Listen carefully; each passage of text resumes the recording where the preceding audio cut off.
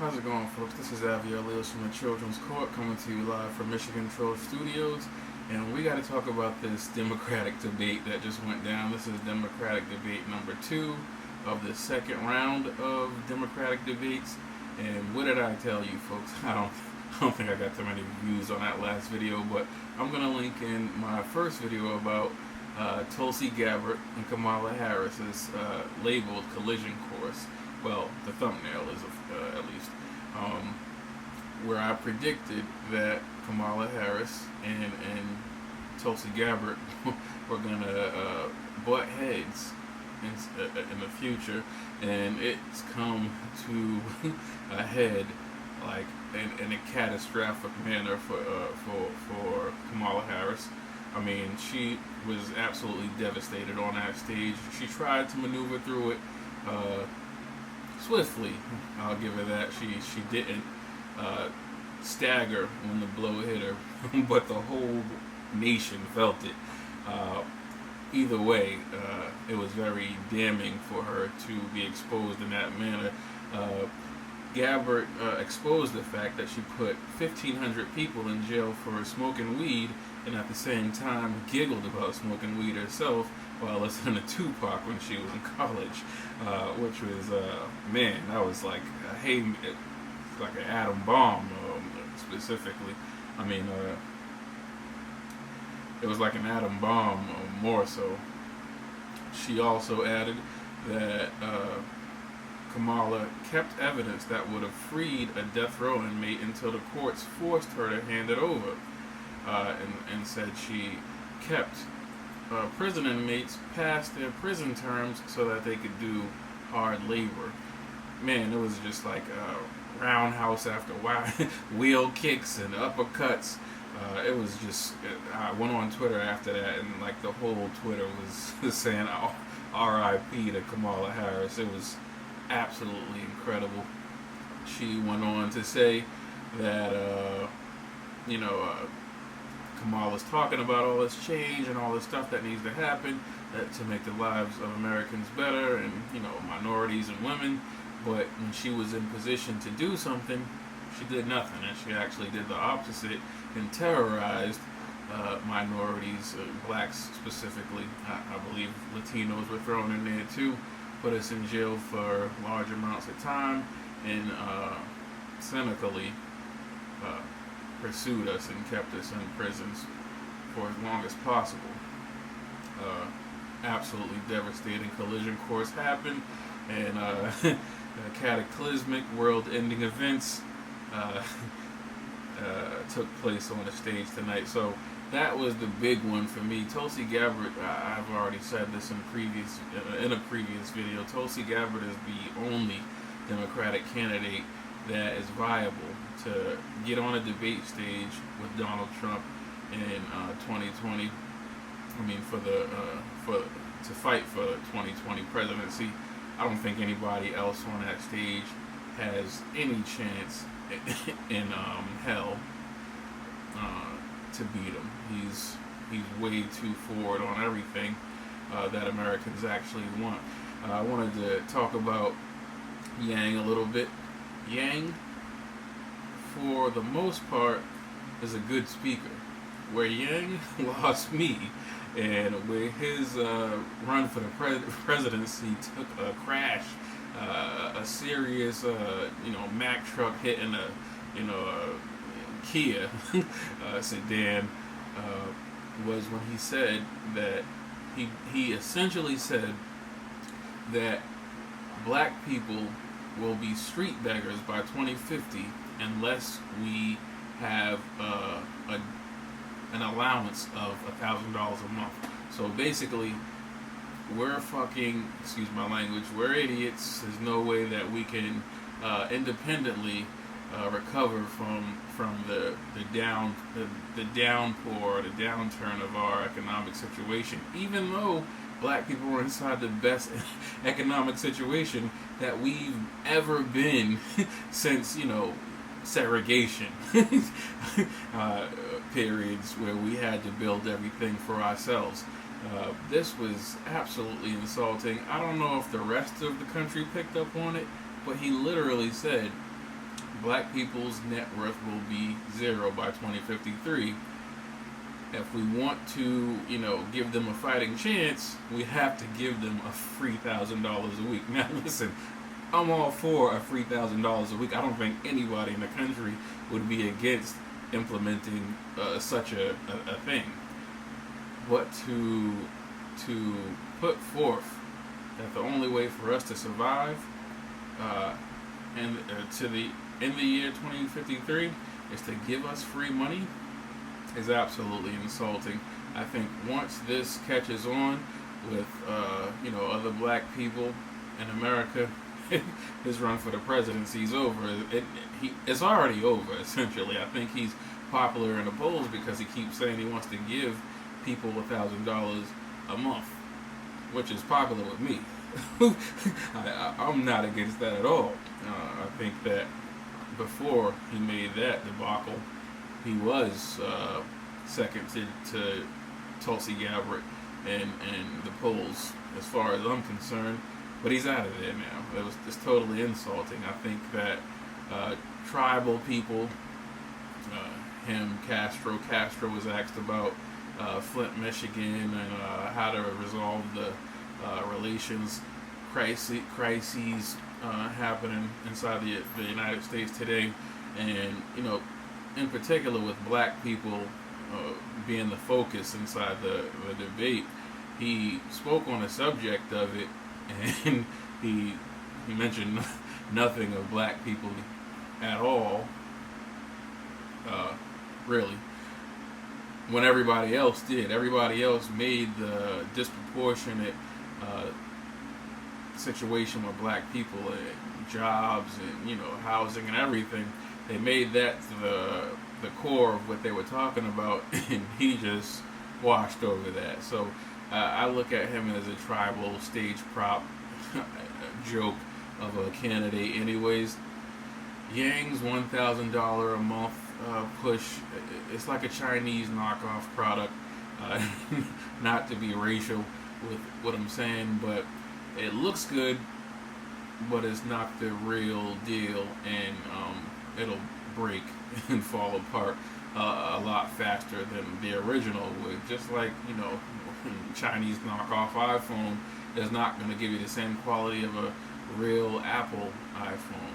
So it's cute, and keep on pushing this $1,000 a month. And it wasn't just with the black people that he pushed the $1,000 a month thing with, but the black when he mentioned black people, it was the most offensive. It was just absolutely offensive. I can't believe he actually just said that on stage with no problem. So yeah. Oh yeah, I wanted to mention that Tulsi Gabbard ended that onslaught with Kamala Harris with saying, "You owe your community an apology." I don't disagree.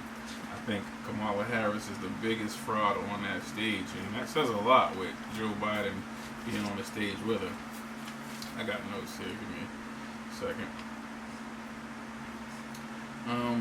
Bennett was surprisingly vocal and interesting inside this debate. He was talking about things like school to prison pipelining and how we need to stop that, redirect it. We need to stop redirecting money to the 1% and invest in America more. And politicians need to stop serving themselves in Washington, like Cummings and Pelosi and the rest of them. He sounded a lot like Trump, and that's one thing I wanted to point out inside these debates also, is these candidates are passively sounding a lot like Trump. Almost everybody on the stage said that they wouldn't re-enter inside the transatlantic partnership, and said that it needed to be renegotiated. Now, nobody was saying that when Trump was doing it, and it was the end of the world when Trump was making a decision to pull us out of there and renegotiate it. And they're not saying anything different from Trump. They're acting like what he did was still terrible, which was pulling us out and then starting renegotiations. But they're saying, no, we wouldn't enter it re-enter it, we would renegotiate it. And that's exactly what President Trump is doing. So they're not saying anything different from him. I think that was very fake of them. And I think anybody with two brain cells that rub together who was watching understood that what they're saying they will do if they get the presidency. Trump already did. So kudos to Trump. Trump's on the debate stage. The climate discussion was absolute insanity. I mean, every time we have this talk about climate, it's brain numbing. It hurts me to have to listen to these people talk about how we're going to be dead in 12 years, or by or in 50 years we're going to be unable to live on this planet, and black people will also be street beggars in 50 years.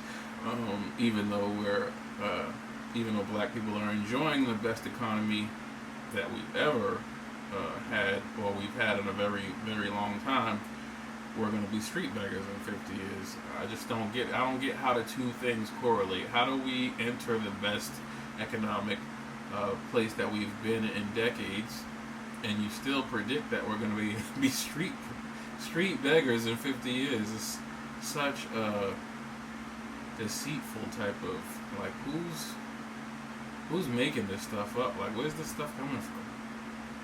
So I'm curious. So that was crazy. Gabbard comes again and just slaps everybody on the stage. Says she disagrees with the new Green Deal, which, conservative Americans and generally Americans don't like that. But, MSM will tell you different. But she comes in and says she doesn't agree with that, but she's put forth legislation that would clean fossil fuels and move us in a more positive direction, in their eyes, I guess, towards using reusable fuels. So, that's, I don't believe in climate change. So, I mean, while I give Tulsi Gabbard credit for being objective and against what the mob is screaming, neither here nor there with me. It's a story to me. It's a tall tale that we won't find out about for a very long time. So it's just like when they said, the water will be up to our fucking, excuse my language, up to our necks in 10 years back in like 1996, and everything still looks the same today. I think we're dealing with the same situation with this climate change, global warming, new name for it every decade. It's a joke to me. Tulsi Gabbard stood out on stage again and said, people like Trump won because nobody fought for the people. See, passively, a lot of these Democrats are giving Trump credit. She's basically saying people voted for him. They always put a little bit of, he's nasty, he's a bigot, he's racist, and people voted for this bigot and this racist because we weren't doing our job, which is the truth. And so passively, they're all advertising for President Donald Trump. They're all promoting him and endorsing him. I think that people need to focus on that a little bit more and give Donald Trump credit for being able to be called out inside these debates, and just debates in general, whether it's on the news broadcast or on a debate stage. They always mention America voted for Donald Trump because we weren't doing our job. Meaning, people put more trust in Donald Trump, and people believe in him more than they believe in any of these people that are on the stage. So she gets on the stage and says, people voted for him because the politicians in Washington weren't doing the work for the American people. She always goes on these tangents, these rants about ending wars and pulling our troops out and how Trump is working with terrorists. This is where we kind of lose her. I kind of fall out with her. I'm like, Tulsi, You're doing so good. You're so good at talking. You're so good at debating. Stop trying to attack Donald Trump about wars that have been going on for 100 years. That's not going to help you. Trying to connect him to things that have been put in motion for decades. I just don't. It doesn't do anything to help you. Tearing these Democrats down the way you've been doing is doing everything to put you at number one in the polls on grassroots online site. So yeah, stop attacking him about war. I mean, it's not gonna work out for you. And if you bring that to the debate stage with a Donald Trump, if you were to win the nominee, he would destroy you, and the American people would largely back him on whatever he's saying because he's making strides and reaching feats within his foreign policy. Cory Booker still blames Russia for the loss in 2016.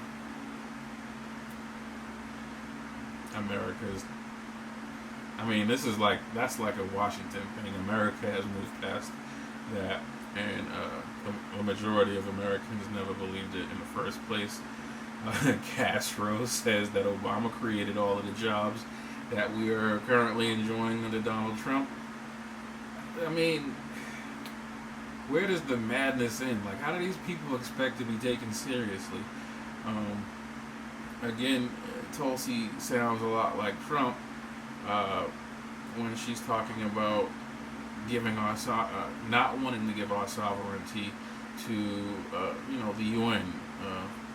Basically, she wants better trade deals, and she wants America to continue to be in control of America. She doesn't want some bureaucrats over the pond making decisions that affect us. And she's literally in walking step with Donald Trump. I don't understand how these Democrats, and it's not just her, I don't understand how they're adopting his policy and still trying to make him look like some kind of evil person. It's crazy. But they understand that if they want to appeal to the mass or the greater American public, that they need to adopt Trump's policies because Trump is outrageously popular in the United States. They don't want to admit that. Biden, another one, trying to sound like Trump. We've already gone over that. I took that note a couple of times because I kept on listening to them, and they all sounded like Trump at one point or another. Biden had his head chopped off by Gillibrand. Biden, she says that Biden wrote a memo. I don't remember exactly what the wording she used was, but saying that women joining the working force and being out of the house would destroy American families. Now, he's not wrong.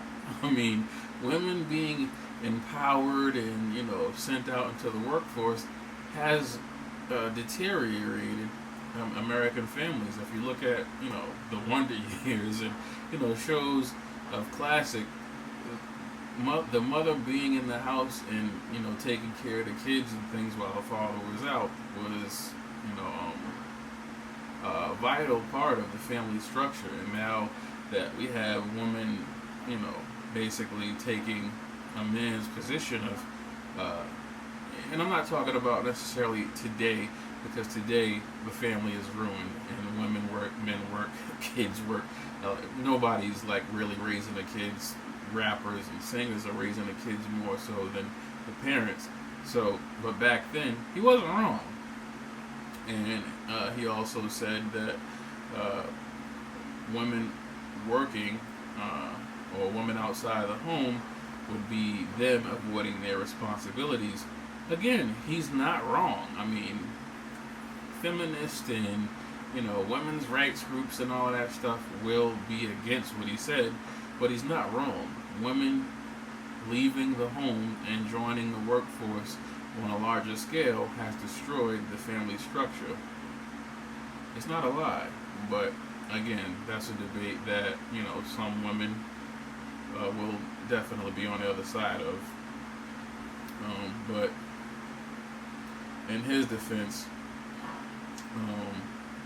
again, in these days, that's not the case. So I don't think he would be against it today. I think when it was something that was, a premonition of a dark future, he probably didn't want to see that happen. But Joe Biden actually strikes back and says, hey, you were with me when I was the vice president. You loved the work that I did, for women and things of that nature, and you expressed it. And what changed? He's basically saying, and he actually said, what changed? Is it just because you're running for president? And he gave her a right hook that made her stumble a little bit, and I don't think she was ready for that comeback. Again, Biden was being jumped. Kamala attacks him again. I think he was kind of numb to getting slapped from both sides of the field all night, so I don't think anybody paid too much attention to it, because Kamala did the most damage to him that she could inside the first debate. But she was knocked off guard by Don Lemon, who brought to her attention how was it fair that she would direct her DOJ to prosecute Donald Trump if she became president, but she's also saying that he's being pretty much unconstitutional and unprecedented by directing his DOJ to prosecute anybody. And man, she was stumbling all over her words. It was hilarious to watch, and she eventually came off by saying she wouldn't prosecute him. She wouldn't direct his prosecution, but there's so much evidence that he'd be prosecuted. And that just basically was the sound of the whole stage. I'm not going to direct his prosecution, but he's going to be prosecuted if I'm the president. That was everybody's kind of feeling and vibe that they gave off. So they're all basically saying, I'm going to have him prosecuted, which, he'll be exonerated inside a trial even if that happened. So, and even if one of these people did win, I don't think they would actually do it. And just to close it out, I just want to say Gabbard, she did a great job tonight, but she ended it off by just totally throwing people and giving people a bad taste in their mouth with this war and fear-mongering thing, talking about missiles, flying. It reminded me of like the days when, the city alarm would go off and people had to hide under their desks and things. It's so corny when she does that, and she kind of ruined this whole night of glory she had. Not really, but it just left a bad taste in my mouth that she was trying to scare people into voting for her by way of nuclear war and stuff. So that's my just quick reaction on it. It's not in any way formal. I just wanted to get it out tonight and let people know what I thought about what was happening on the stage tonight. I think that this Democratic debate, the Democrats came out swinging and they were having real conversations this time. I was surprised that CNN put on such a good show. Probably still not going to get great ratings because people are largely done with the Democrats, and I think Donald Trump has the whole country behind him. But it was a good showing. They weren't playing tonight. They weren't talking about climate change for three hours and health care for illegal immigrants. And illegal immigrants weren't the center of discussion tonight, which was a plus. So, yeah, I'm going to leave it there. Maybe these guys will continue to talk about issues that affect Americans, but to be honest with you, I don't think Americans are going to trust any of them, other than Tulsi. And the Democrats are never, ever going to let Tulsi take that White House, because it would essentially be a Democratic Donald Trump in a White House that was, more anti-war, which would probably make us look weaker on the world stage. So yeah, I'm gonna leave it there, guys. Get in the comments, talk to me, I'll talk back to you. I'll talk to you later.